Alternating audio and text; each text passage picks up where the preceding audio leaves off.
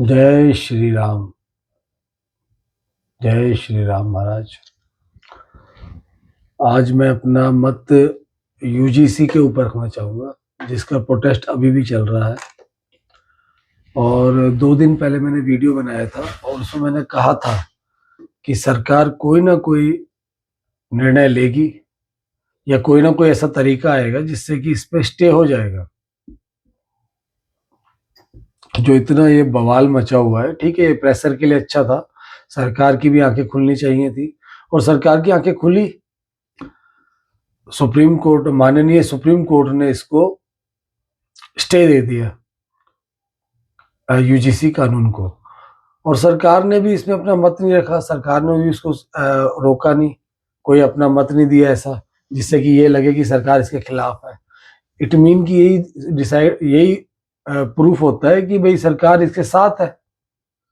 पर उसके बाद भी कई लोग हैं जो इसी को प्रोटेस्ट करे जा रहे हैं कि नहीं, सरकार तो रोल बैक करेगी। अरे भाई, सुप्रीम कोर्ट ने तारीख दी है, वो आगे की उसमें वाद विवाद होगा, उसके बाद डिसाइड होगा, कोई ना कोई रेगुलेशन देगी सुप्रीम कोर्ट, उसके बेस पे नया कानून आएगा या उसमें कुछ बदलाव होंगे।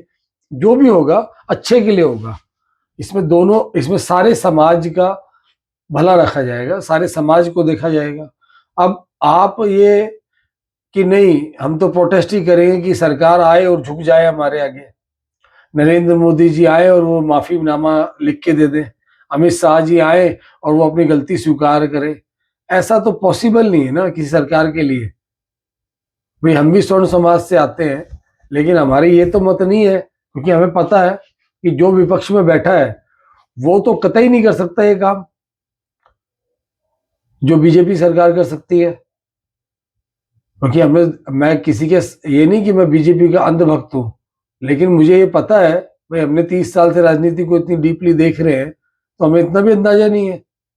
पर लेकिन हाँ, मुझे आज बड़े न्यूज चैनल देखे जी, सोशल मीडिया देखा, तो उसमें एक चीज पता चली कि बड़े बड़े इंटेलेक्चुअल लोग बड़ा दिमाग लगा के एक से बढ़कर एक बातें बोल रहे हैं। और आनंद लेने की बात यह है कि एक बहुत सीनियर जर्नलिस्ट है, नाम तो मैं नहीं ले सकता, लेकिन मैं इतना जरूर कहूंगा, उन्होंने कहा, मैंने लिख रखा है ये चीज, कि सनातन को तोड़ने की कोशिश करी है मोदी जी ने। अरे भाई, सनातन को तोड़ने की कोशिश करी है? पहली बात, सनातन जब आप नहीं थे या आपकी सात पुश्तें नहीं थी तब भी था, और आगे आपकी सात पुश्तें रहेंगी तब भी रहेगा। इतनी बड़ी बात सनातन तोड़ने की आप कह कैसे सकते हो? सनातन को तोड़ना आसान है? कम से कम एक धर्म के बारे में तो बहुत सोच के बोलो। चलो, आपने अपनी बौद्धिक क्षमताओं के हिसाब से बोल दिया, ठीक है। अब कई इंटेलेक्चुअल आए कि भैया ये तो लेफ्ट का एजेंडा है, मोदी जी ने कैसे अपना लिया? मोदी जी ने कोई लेफ्ट का एजेंडा नहीं अपनाया, ठीक है, ना वो अपनाने वाले, और अपना भी लेंगे तो हम उन्हें छोड़ देंगे, उसमें क्या है।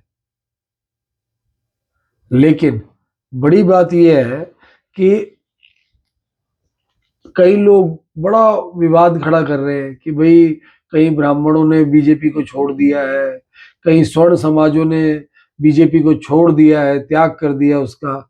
अरे भाई, एक बात सोच के देखो आप, छोटी सी, कि 100% स्वर्ण समाज है, वोट तो 70-75% ही लोग करते होंगे, उसमें से 25 तो एबसेंट ही रहते होंगे। अब 75 में से क्या 75 के 75 लोग बीजेपी को ही वोट देते थे? ऐसा तो पॉसिबल ही नहीं है ना। मान लो कि 35% लोग, 40% लोग बीजेपी को वोट देते थे, तो 20-30% भी तो विपक्ष को वोट देते थे। चाहे वो कांग्रेस को एक मुश्त ना दे, पर निर्दलीय को दे या किसी अदर पार्टी को दे, पर देते तो थे। ये मेरा छोटा सा आकलन है। तो वो जो 30% थे, वही आज ये डंडा झंडा लेके घूम रहे हैं, वही लोगों को बरगला रहे हैं। वही स्वर्ण समाज बीजेपी के साथ था, है और रहेगा।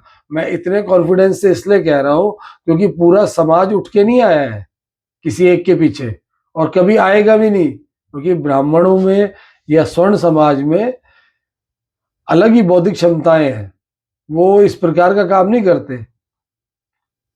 जो ये पहले से ही, क्या समाजवादी पार्टी में स्वर्ण समाज के विधायक या सांसद नहीं है, सब है। तो वही आज ये इतना प्रोपेगेंडा उठा रहे हैं, प्रोपेगेंडा बना रहे हैं, और आप उस प्रोपेगेंडा के शिकार हो रहे हो। भाई क्या बीजेपी सरकार ने या आरएसएस ने किसी का क्या नुकसान कर दिया है? एक कानून आया जो कि उसमें कुछ चीजें स्वीकार योग्य नहीं थी, तो स्वीकार योग्य नहीं थी तो उनको रोल बैक कर लिया, कि उनको स्टे ला दिया सुप्रीम कोर्ट ने। फिर आप और क्या चाहते हो? आप, आपकी बात मान ली गई है तो आप उसके आगे बढ़ो।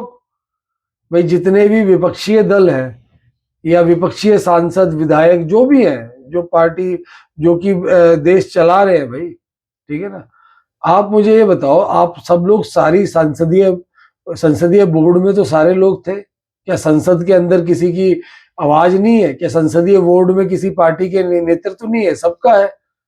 ज्यादा पक्ष सत्ता पक्ष का होता है।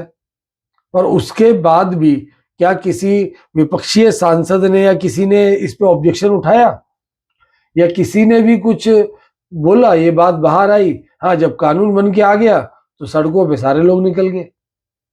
और उसके बाद चलो सुप्रीम कोर्ट का स्टे आ गया, स्टे आने के बाद भी क्या मायावती जी हो, अखिलेश जी हो, कांग्रेस हो, आम आदमी पार्टी हो, टीएमसी हो, ममता बनर्जी, सबने इसका समर्थन ही किया है ना, कि हाँ भाई ये बहुत बढ़िया किया, सुप्रीम कोर्ट ने स्टे लिया है, ठीक है ना।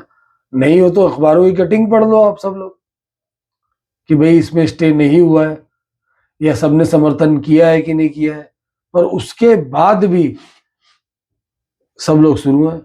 भाई SC ST समाज हो या OBC समाज हो, मायावती से बड़ा लीडर तो कोई नहीं है ना आज की डेट में।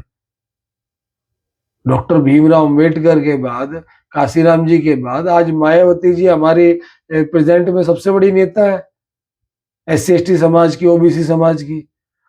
तो उन्होंने जब इस बात का समर्थन कर दिया कि नहीं ये ठीक है, बड़ा सदा हुआ जवाब दिया है, आप जाके उसको पढ़ो।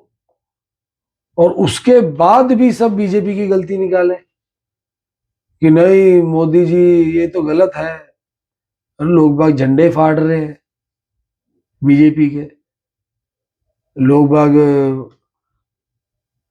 मोदी जी की मूर्तियां जला रहे। चलो वो तो पहले भी जलाते हैं विपक्षी लोग। तो जो ये चंद स्वर्ण समाज के लोग विपक्षी पार्टी में है, वो सब मिलके इस बात का प्रोपेगेंडा बना रहे हैं। ऐसा क्या बदल दिया भाई 12 साल में? सारा कुछ अच्छा ही किया है ना जी।